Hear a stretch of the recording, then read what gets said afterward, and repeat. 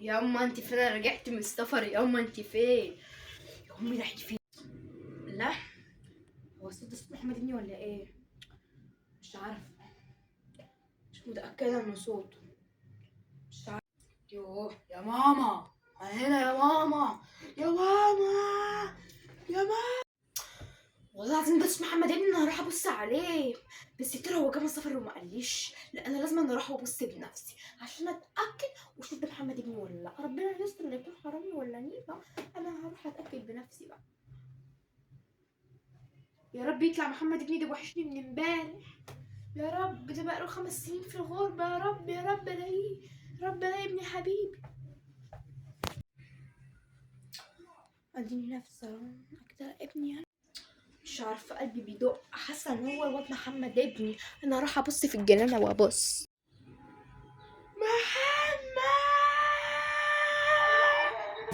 امي،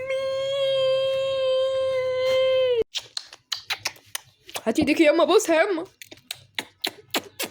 وعشان من زمان يا اما انت كنت فين؟ انا اللي كنت فين برضه يا ابني، ده انت وحشني من زمان. تعالى بس يا ابني نخش الصالون. مش يا اما، يلا بينا. انا هقول لا يعني، ده بيت امي.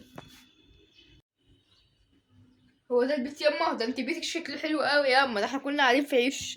ايوه يا حبيبي طبعا، امال ده انا طبعا يا حبيبي جددت كده ونزلت اشتغلت. يا روح امك، انت ما تخش بس، تعالى معايا جوه هتشوفي العجب يعني. تعالى يا حبيبي، تعالى اتفضل يا حبيبي، الباب اهو. ماشي ياما، يلا نخش. بسم الله ما شاء الله يا ماما، هو ده بيتنا ياما؟ ده ما شاء الله بيت جميل جدا، بيت جميل ياما، بيت تحفه. بسم الله ما شاء الله ياما. بس انت ياما كنت بتشتغلي ايه؟ معلش، اصل الفلوس دي كلها مش هتيجي يعني يا ماما. انا يا حبيبي امك كنت بشتغل ممرضه، ممثله، مبرمجه، مدرمجه، محرمجه، اي شغل يا حبيبي ترضي ربنا ما بتكونش حرام.